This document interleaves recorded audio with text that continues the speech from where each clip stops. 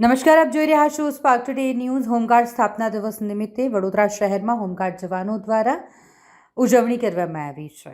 Home guard જવાનો એકત્રિત થયા હતા। આજે જ્યારે હોમગાર્ડ સ્થાપના દિવસ છે ત્યારે તમામ હોમગાર્ડ જવાનોએ માંગ કરી છે। દેશના પ્રધાનમંત્રી અને ગુજરાતના મુખ્યમંત્રી તથા ઉપમુખ્યમંત્રીને એક નિવેદન કરવામાં આવ્યું છે કે હોમગાર્ડ જવાનોના વેતનમાં વધારો કરવામાં આવે। તેમના દ્વારા જણાવવામાં આવ્યું કે અન્ય સ્ટેટમાં હોમગાર્ડનું વેતન વધારે છે, પરંતુ ગુજરાતમાં જ હોમગાર્ડ જવાનોને વેતન અને ભથ્થું ઓછું આપવામાં આવે છે। આ વિશે સરકાર વિચારણા કરે તે માટે હોમગાર્ડ જવાનો દ્વારા સરકારને નિવેદન કરવામાં આવ્યું છે। આજ રોજ 6 ડિસેમ્બર હોમગાર્ડ સ્થાપના દિવસ।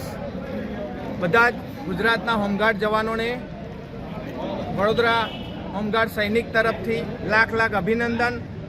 આજ રોજ આદરણીય યશસ્વી વડાપ્રધાન નરેન્દ્રભાઈ મોદીજી સાહેબ અને આદરણીય મુખ્યમંત્રી શ્રી ભૂપેન્દ્રભાઈ પટેલ સાહેબ અને આદરણીય ગૃહમંત્રી શ્રી હર્ષભાઈ સંઘવી સાહેબ અને બધા હોમગાર્ડના જવાનો નમ્ર અરજ સાથે અપીલ કરીએ છીએ કે અમારું માનદ વેતન વહેલી તકે આજ રોજ વધારે જાહેરાત કરે એવી ફૂલ આશા રાખું છું। હોમગાર્ડના જવાનો રાત દિવસ ધાર તડકો ધૂપ છાંવ તુફાન હોય કોરોના હોય દરેક સમયમાં પોલીસ સાથે ખભે ખભા મિલાવીને સરસ ફરજ બજાવે છે અને પબ્લિક એની પ્રશંસા કરે છે, પોલીસના જવાનો પણ પ્રશંસા કરે છે।